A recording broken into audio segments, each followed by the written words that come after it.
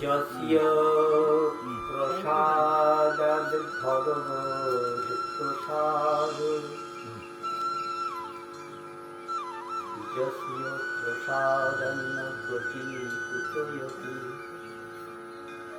ধ্যেয়ং স্তবং তস্য যশঃ শ্রীসন্দরং, বন্দে গুরু শ্রীচরণারবিন্দম। আনন্দ লীলাময় বিগ্রহায় হেমাবদিব্যচ্ছবি সুন্দরায়, তস্मै মহাপ্রেম রসপ্রদায় চৈতন্যচন্দ্রায় নমো নমস্তে।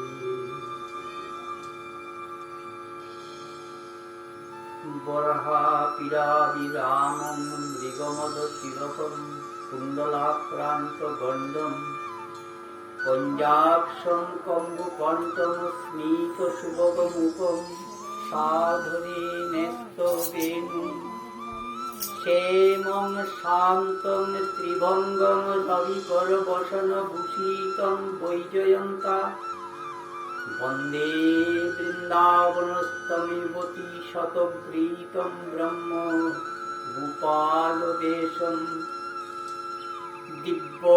দিব্যবৃন্দারণ্য শ্রীমদ্রত্নাকর সিংহাসনস্থৌ শ্রীমান রাজস্কিল গোবিন্দদেব দ্রষ্টারিবি সেব্যমানৌ স্মরামি, শ্রীমান রাসরসারম্ভী বংশীবট তটস্থিত কর্ষণ বেণুশ্বরৈর গুটির গুটিনাথ শ্রিয়স্তু নঃ। জয়তৈ সুরতং পঙ্গুর মম মন্দমতের গতি, মদ সর্বস্ব পদাম্বুজ রাধা মদন মোহন। জয় শ্রীকৃষ্ণ চৈতন্য প্রভু নিত্যানন্দ, জয়াদ্বৈত চন্দ্র জয় শিবাসাদি গৌর ভক্ত বৃন্দ, জয় রূপ সনাতন ভট্ট রঘুনাথ, শ্রীজীব গোপাল ভট্ট দাস রঘুনাথ। এই ছয় গোসাইর করি চরণ বন্ধন, যাহা হইতে বিঘ্ননাশ অভীষ্ট পূরণ।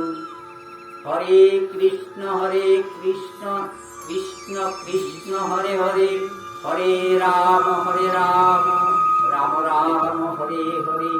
হরে কৃষ্ণ কৃষ্ণ কৃষ্ণ হরে হরে, হরে রাম রাম রাম হরে হরে। হরে কৃষ্ণ কৃষ্ণ কৃষ্ণ হরে হরে, হরে রাম রাম হরে হরে। নিতাই গৌর সীতানাথ প্রেমানন্দে হরি হরি বল। জয় গৌর হরি। সাধু গুরু বৈষ্ণব চরণে মাতৃগণ চলার চরণে প্রণতি জানিয়ে শুরু করতে যাচ্ছি আজকের ভাগবতীয় কথা, হরি কথা। সেই কৃষ্ণ স্বরূপ কখন অবতীর্ণ হন, সেই কৃষ্ণ স্বরূপের লীলা নিত্য চলছে। কখনো প্রকট লীলা, কখনো অপ্রকট লীলা। আমাদের ব্রজ বৃন্দাবনে এই দ্বাপর যুগে যখন লীলা হয়েছিল, সেটা ছিল আমার গোবিন্দের প্রকট লীলা। এই ব্রহ্মাণ্ডে অনন্ত কোটি কোটি ব্রহ্মাণ্ড, এই ব্রহ্মাণ্ডের লীলা শেষ করে প্রভু আমার আরেকটা ব্রহ্মাণ্ডের সেই প্রকট লীলাতে প্রবেশ করেন। এখানে অপ্রকট লীলা থেকে যায়।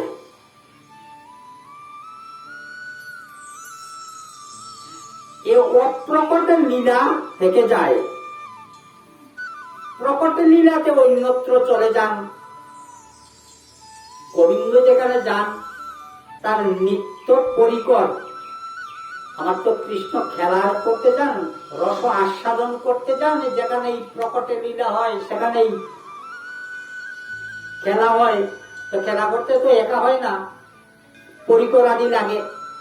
যে সেই পরিকরটা যারা আমার কৃষ্ণ সেবায় নিত্য যুক্ত হয়ে যায়, নিত্য যারা আমার কৃষ্ণ সেবায় যুক্ত হয়ে যায়, তারা আমার গোবিন্দ যখন যে ব্রহ্মাণ্ডে লীলা করতে যান, ওই পরিকরদেরকে নিয়ে সেখানে অবতীর্ণ হয়ে লীলা করেন। এরা নিত্য কৃষ্ণ সেবার সঙ্গী হয়ে যায়, কৃষ্ণ সেবার কর্মী হয়ে যায়, যারা একান্ত পরিকর যারা। যতদিন পর্যন্ত না জীব এমনি করে আমার গোবিন্দের নিত্য সেবায় যুক্ত হতে পারে,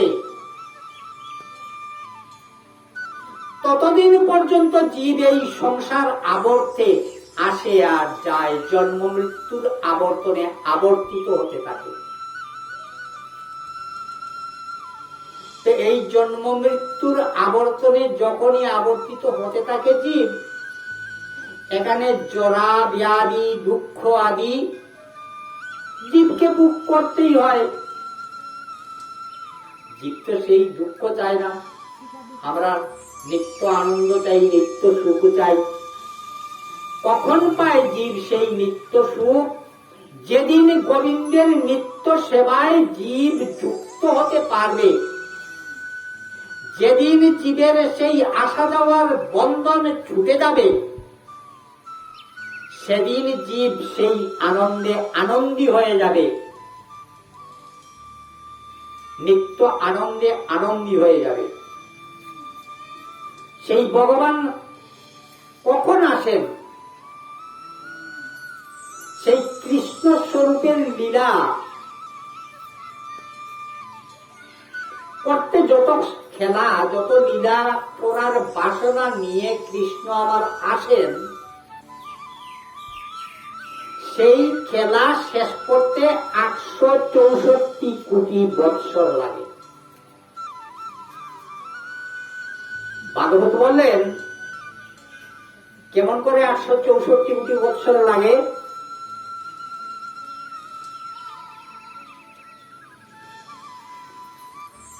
লীলা হয় গোলকে, পূর্ণ ভগবান কৃষ্ণ ব্রজেন্দ্র কুমার গোলকে ব্রজের সহ নিত্য বিহার, নিত্য বিহার করেন, গোলকে ব্রজ সহ প্রকট করে। আর ব্রহ্মার একদিনে তেহু একবার প্রকট হইয়া করেন, অবতীর্ণ হইয়া করেন প্রকট বিহার। ব্রহ্মার একদিনে একবার কৃষ্ণ রূপে ভগবানের অনন্ত রূপ নিয়ে অনন্ত বৈকুণ্ঠে লীলা হচ্ছে, খেলা হচ্ছে, কিন্তু কৃষ্ণ স্বরূপের ভাগবতের নির্মিত যে কৃষ্ণ স্বরূপের লীলা বললেন যে ব্রহ্মার একদিনে তেহু একবার প্রকট হইয়া করেন লীলা বিহার। এবার ব্রহ্মার একদিনের সেই সময়ের পরিমাপটা কেমন, সেই পরিমাপ হিসাব করতে গিয়ে বললেন 864 কোটি বৎসর পার হলে পরে একদিন ব্রহ্মার একদিন হয়। কেমন করে বললেন? ভাগবতে নির্ণয় করে দিলেন, সত্য ত্রেতা দাপর কলি 4 যুগ জানি। আমরা জানি যে সত্য যুগ, ত্রেতা যুগ, দাপর যুগ, কলি যুগ, এই 4টা যুগ। এই 4 যুগকে একত্রে বলা হয় একটা দিব্য যুগ। এই 4 যুগে এক দিব্য যুগ মানি। এই 4 যুগ এক একটা দিব্য যুগ, 71 চতুর্যুগ, মানে 71টা দিব্য যুগ কেড়ে পড়ে হয় এক মন্বন্তর। খেয়াল করবেন হিসাবটা, খুব হিসাবের ব্যাপার। 71টা চতুর্যুগ বা দিব্য যুগ পার হলে পরে হয় একটা মন্বন্তর, আর 14 মন্বন্তর ব্রহ্মার দিবস ভিতর। একটা দিনের ভিতরে ব্রহ্মার 14টা মন্বন্তর, 71 চতুর্যুগ, 71টা সত্যযুগ, 71টা ত্রেতা যুগ, 71টা দাপর যুগ, 71টা কলিযুগ। 71 এই চতুর্যুগ একজন মনুর অধিকার থাকে। এক একজন মনুর অধিকারের সময়কালকে বলা হয় মন্বন্তর। আগে বলছি না, ওই মনু সংহিতাতে মনুর যে ধর্ম, মানব ধর্ম আর ভাগবতীয় ধর্মের তফাৎটা কোন জায়গাতে, অনুভবের ব্যাপার, বুঝার ব্যাপার। ব্রহ্মার এক দিনের মধ্যে 994টা সত্যযুগ, 994টা ত্রেতা যুগ, 994টা কলিযুগ, 900 দাপর যুগ আর 994টা কলিযুগ। এই চারি হিসাবে 4,32,000 বছর। আর ঠিক ব্রহ্মার দিনের মতো রাত্রিটাও 12 ঘন্টা, আমাদের যেমন রাত্রিটা 12 ঘন্টা হয়, ব্রহ্মার রাত্রিতেও আবার 4,32,000 বছর।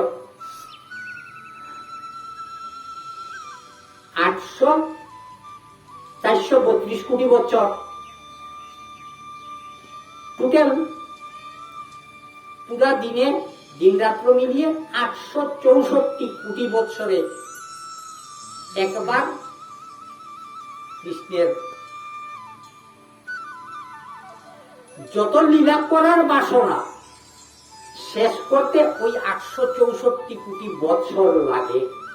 এমনি করে করে 14টা মন্বন্তরে 14 জন মনু।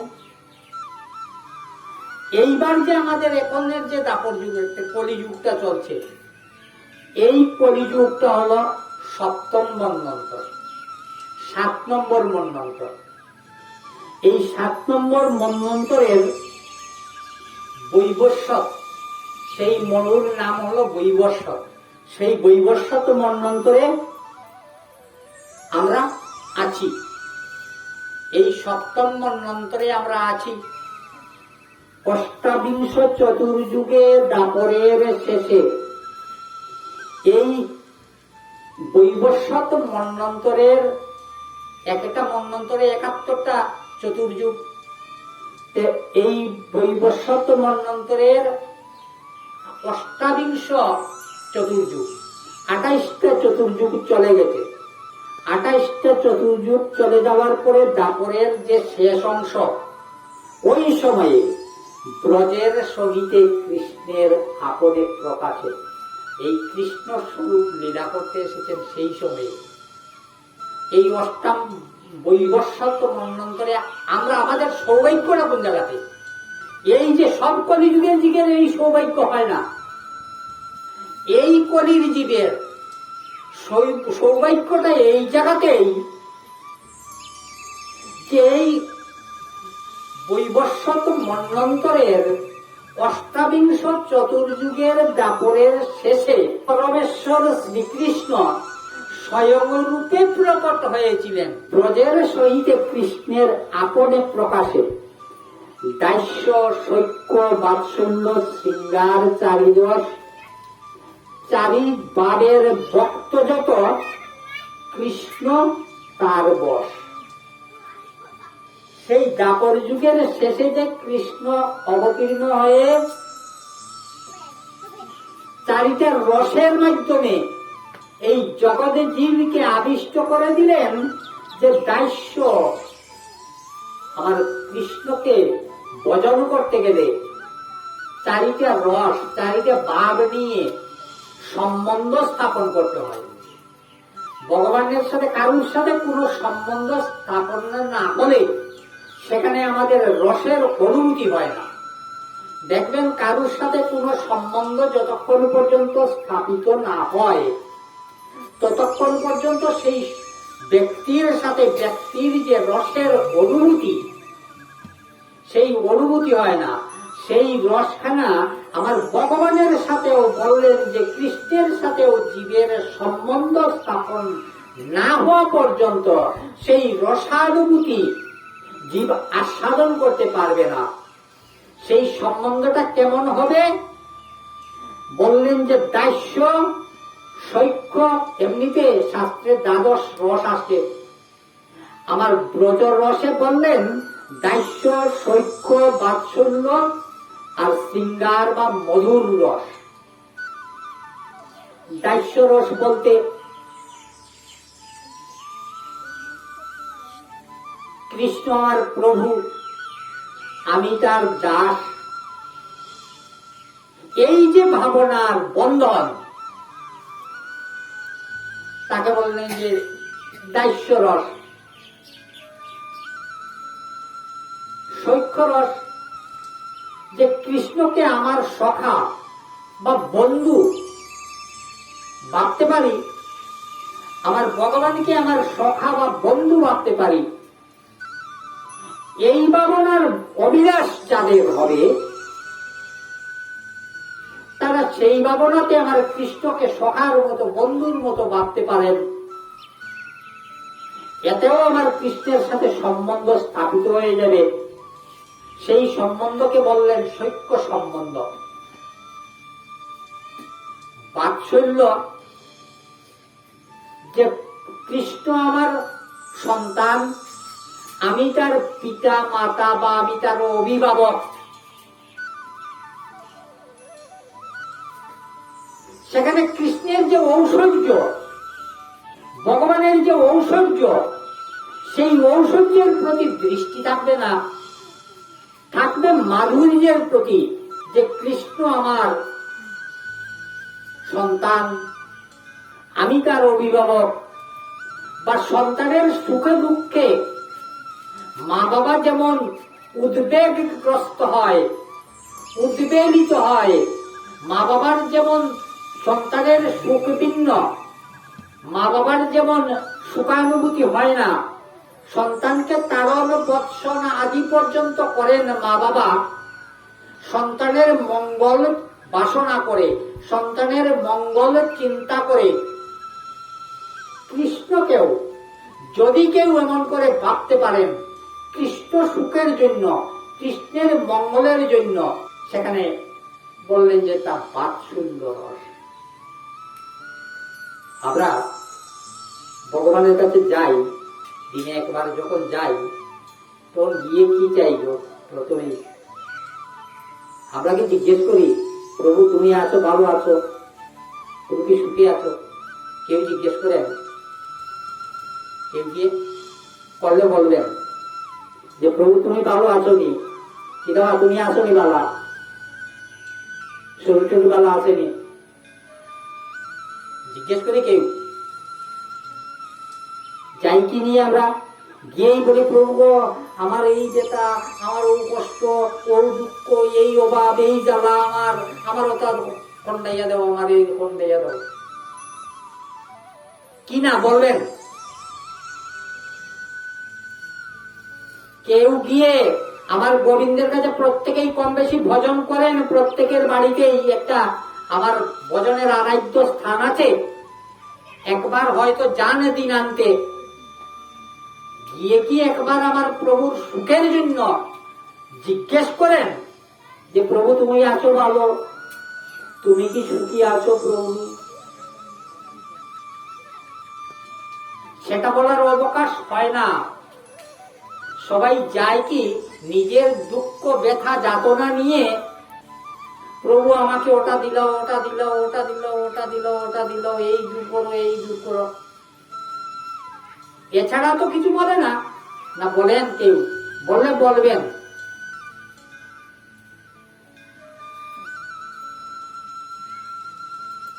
আচ্ছা, যদি কোনো স্ত্রী স্বামী গৃহে আসার পরেই, স্বামী সারাদিন বাইরে পরিশ্রম করে কাজ করে অর্থ উপার্জন আদিতে ছুটাছুটি করে ঘরে আসার পরেই যদি বলে যে গৌর ওটা নাই, ওটা আনছো না, ওটা আনছো না, এই নাই সেই নাই, প্রতিনিয়ত যদি শুধু অভিযোগটাই কানে তুলে দেয়, তো সেই পতি, সেই স্বামী সেই স্ত্রীর প্রতি কি সুখ অনুভব করতে পারে?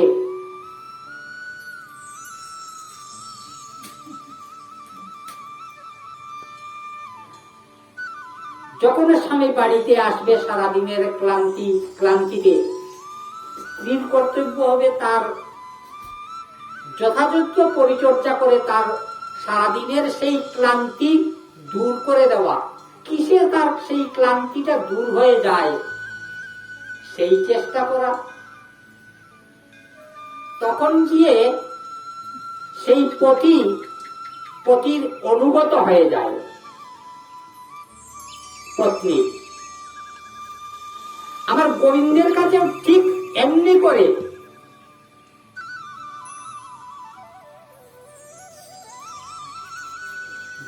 যে রস বা যে ভাবনা নিয়ে আমার গোবিন্দের সাথে সম্বন্ধটা স্থাপন করার বাসনা, সেই সম্বন্ধেই আমার গোবিন্দকে পেয়ে যাবেন।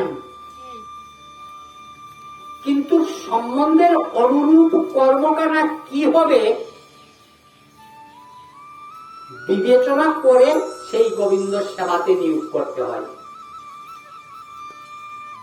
এরপরে বললেন যে মধুর রস বা শৃঙ্গার রস বা কান্থা রস, সেই কান্থা রস আবার ত্রিবিধা প্রকাশ, 3 প্রকার: সখিয়া, পরকিয়া, অনুরা। সখিয়া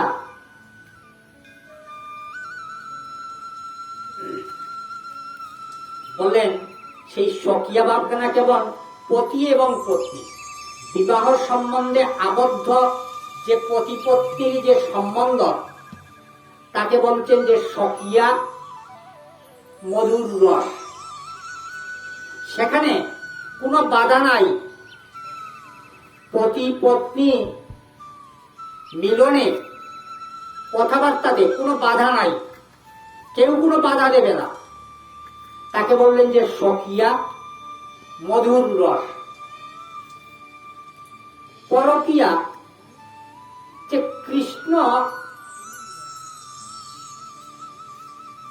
এ জগতের জীব, পরের জগতে মায়িক জগতের বন্ধনে বদ্ধ, তো মায়িক জগতে থেকে কৃষ্ণ পাদপদ্মের সেবা করবে, সে আরেক পরিবারে আছে থেকে কৃষ্ণ পাদপদ্মের সেবা করবে।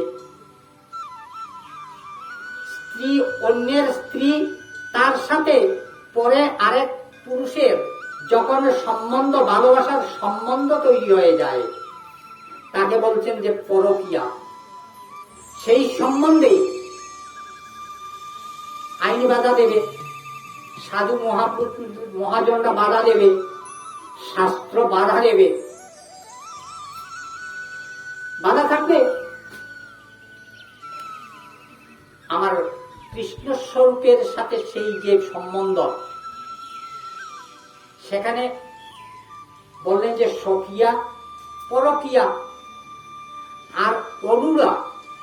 অনুরা বললেন যে বিবাহ হয়নি, অবিবাহিত কোন মহিলা, আমার কৃষ্ণকে আমি ভালোবেসেছি, বিয়ে হতেও পারে কৃষ্ণের সাথে, কৃষ্ণকে আমি প্রতিরূপে পেতেও পারি, নাও পেতে পারি, কিন্তু আমার কেন জানি কৃষ্ণকে ভালো লেগে গেছে, আমি ভালোবেসে ফেলেছি। তাকে বললেন অনুরা পরকিয়া রস, অনুরা মধুর রস। আমার ব্রজ বৃন্দাবনে কৃষ্ণ লীলাতে যে রস সঞ্চার হয়েছিল, আমার রাধারানীর সাথে যে রস সঞ্চার হয়েছিল, সেটা ছিল পরকিয়া মধুর রস। তো এটা পরকিয়া আমাদের দৃষ্টিতে, জগতের দৃষ্টিতে কৃষ্ণ নিত্য লীলা করে করে আসছেন।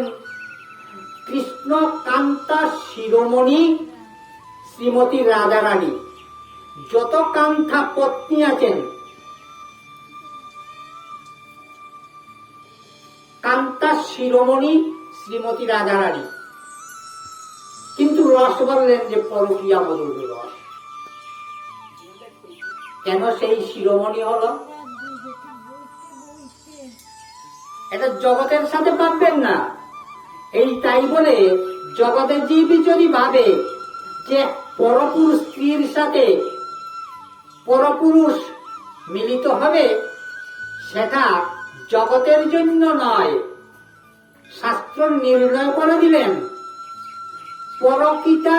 পরকীয়ার রকি অতি রসেরও উল্লাস, রজবিনা অন্যত্র নাহি ইহার বাস। একমাত্র কৃষ্ণের ক্ষেত্রে সম্ভব, জগতে জীবের জন্য নয়। সাবধান। সেই যে পরকীয়া রতি বললেন কেন? যে যেখানে বাধা বেশি থাকবে সেখানে মিলনে আনন্দ বেশি। অনেক বাধার পর যখন দেখা হয়, অনেক বিরহের পর যখন দেখা হয়, সেই মিলনে সুখ বেশি, আনন্দ বেশি। তাই আবার কৃষ্ণ নির্ণয় করলেন যে সেই রস। কেন পরকীয়া সেই রস হলো? আমার রাজা রানীর সাথে সেই রস সম্বন্ধ কেন হলো? এইবার বলি রাজা রানী কে ছিলেন।